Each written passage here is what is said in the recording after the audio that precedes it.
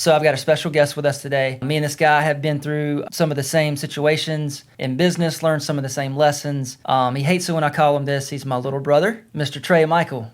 I don't really mind it. It's okay.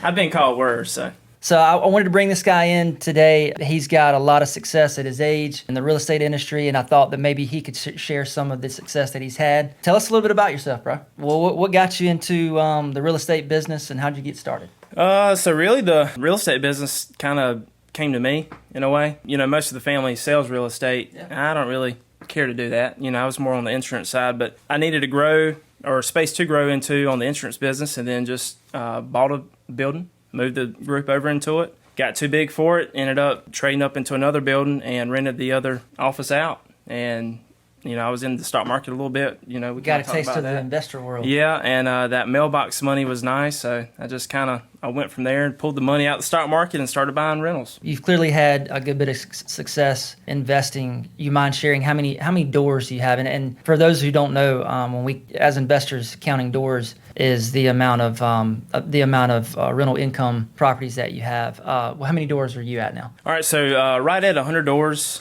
All those aren't rented, because most of the projects I buy are always value add, because that's essentially what I'm interested in. I want to buy something cheap and do a lot of work, try to put some sweat equity in and really try to get the value or max the value out that way. But so we've got about 86 that are rented. We've got 14, 15 that need work. And then we've probably got another, I'd say out of that 86, maybe 5 or 6 that are in the process of being turned or churned in a way. That's where somebody is either late on rent or re-eviction, or we've got a pretty major maintenance deal going on. That. Yeah. One thing you mentioned, I think that's super important for someone that is investing or wants to invest. Cash flow is cool. Mailbox money is great, but having that equity in the property, so you getting something that might need some sweat equity, that builds true equity because you're putting your money into it. Yeah. How important would you say that is versus cash flow? Honestly, we kind of talked about this before we started rolling, but for me, the appreciation and the depreciation is like the most interesting pieces when it comes to buying a equity deal or a fix and instead of a fix and flip, it's a fix and hold. That appreciation is something that you can't compete with. I mean, we've got record high inflation. The market has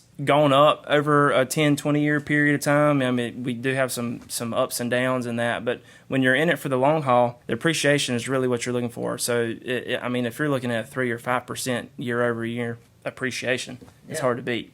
You can't compete with it. I mean, if you go back, history shows that ups and downs, but for the long haul, it always goes up. Oh yeah, yeah. We've had some record-breaking equity drives up. The past 2 years, 2 or 3 years. Oh, yeah, it's been crazy, and we've never seen before. Yeah, and it's funny because you've still got all these different nuances in the market with interest rates going up, and it's compressed the buyer pool. But when you look at the actual home prices, home prices have stayed the same because the inventory is low. That's more of your market than mine. But on my side, if I'm looking to buy, that's not necessarily a good thing. So we're really looking for those, aging landlords or people that just have a problem home or problem they want to get rid of, and they're ready to cut it loose at a good price. Yeah. So there's some value there. Now it's a lot. I would say it's probably harder to buy an on-market deal at a lower price point than it was maybe 2 or 3 years ago. Just because they don't last long now. I think they fly off quicker than they were before. But, really those off-market deals are where the value's at. And a lot of people shy away from that because they don't want to do the work. Oh, yeah. I get that, especially in the retail side. Yeah. Realtors had it very easy in the retail market the past few years, and I think that we've had a record high exit of real estate agents getting out of the business because of it. For Most one, definitely. They don't know what to do. For two, it's nowhere near as easy as it was, so they're going back to what we in quote call a real job. Yeah. And I'm not talking bad about that. Well, they just want that stability of a paycheck. Right. Exactly. And this market is, like you said, it's going to weed out the ones that aren't willing to go work for it. Even on the investor side, anybody can go work a job, save up 10 grand, put the money down and buy an investment property. But with rates, getting as high as they are, especially on a commercial product, you can't afford to do that. Right. So you're paying somebody's mortgage, they're paying you rent, and you're probably out of pocket another $150, $200 a month. People aren't going to get in the investment game that way. Right. You got to find the good deals, man. Yeah. All right. So good. This is a good time for me to ask you this question. Then, what advice would you give a realtor to better build their business portfolio with an investor? So if it were me, if I were starting out as a realtor, obviously I've sold one house. I do have a license, but it's inactive, and that was enough for me. We're gonna get them to Gray Feather. To not tell anything. I don't know why I don't really. I don't like to sell that process from the transaction. I get that, man, and that's the good thing about real estate. That's what I love. Yeah, about real there's estate. so many ways you can make money with it and be involved. And I guess so from my side of the table as an investor, I'm looking for a real estate agent that would find an off-market deal and come to me and say, this is what I've got. So I guess if I were a realtor trying to broaden my business, I would look out for people that are, on social media advertising. They're buying houses, or they're trying to get into the investment game, or they seem to, do a fix and flip periodically, maybe 1 or 2 a year. And I'm going to reach out to them and say, hey, look, what are your buying parameters?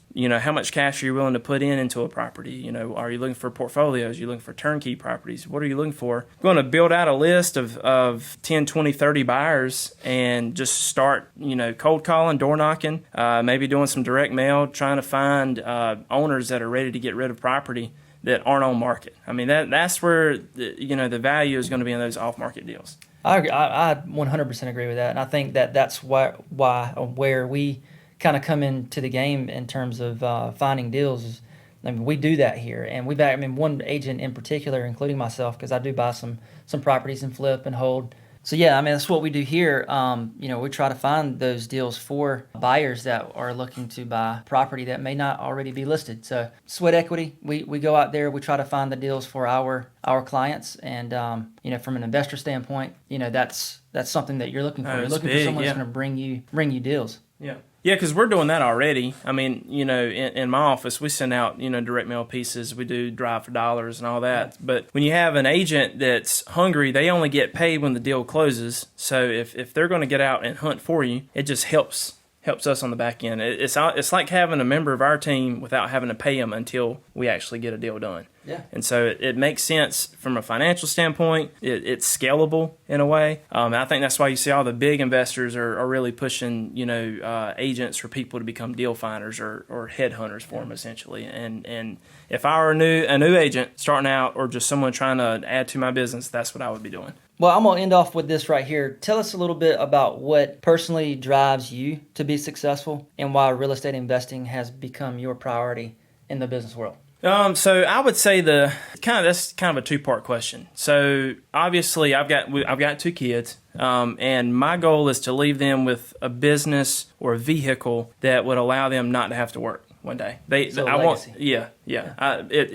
a legacy play through and through. And real estate creates that opportunity through the monthly cash flow, based off the rentals, but then also with the depreciation, the ability to hopefully one day when rates come back down and the values have increased, over time, they could pull loans, refi, remortgage property, and use that money capital to go do something else. Yeah. And grow it. So definitely a legacy play for the kids. And that's really my driving piece. And then also I like it. We talked about it earlier. I don't like the selling side of the real estate, right, but I love making a deal happen. I love getting the financing put in place, doing all the underwriting pieces, the after repair values, and seeing that become a actual thing. Taking a idea, a concept of, hey, this property could become something great, and then seeing it through its transformation. I agree with you. Although I like it all, I agree because, man, real estate can be fun. It can be. Yeah. It also can kind of be a little addicting because I don't know of any other profession that rewards people more than real estate. And from all factors, and then too, like we're the same way. You get bored easily, yeah. And so each property has its different challenges, and so for me, it keeps me engaged. I have backgrounds in insurance and other industries, and it was just kind of the same daily grind, and I got bored with it. This is literally there's something new all the time. Finding a diamond in the rough. I think we see things differently than some people see. I've got a really rough one right now, but I see where it's going to be. When it's done, it's going to be amazing. Man, if you listen to everybody that says, I don't know why you would buy that because there's no help. I'm like, literally, we bought a condemned house a year and a half ago, and completely redid it. And people are like, where's that house at? I'm like, it's the one that sat on top of the hill that the roof was caved in on. Yeah. They can't believe it. And it's being able to see through the mold and the, sometimes asbestos siding on the side of a house and the... Which a lot of people would just run away from. Yeah, the overgrowth. I mean, it's just... It's got to be a little bit crazy. Yeah, it's just work. I mean, that's all it is. But there's a cool one being flipped in Chesterfield County. I won't say too much about it, but it's got a little pond in the back. That one's going to look good. Oh, yeah. I'm ready to see that one. Yeah, me too. But, well, cool, man. I appreciate you coming and talking. We've got to do this again. And I hope that you guys got something good from this video today. We're going to break this up with some highlights on Reels and TikTok. The full video will be on Facebook. We'll likely have it on YouTube. Go follow Trae. Your handle is what? It's Trae Michael 1, Instagram, and then TikTok is the same thing. I do a lot of kind of a walkthrough before and afters of projects that we've done and just started doing that. So, but it's all on there. It's all linked on my bio.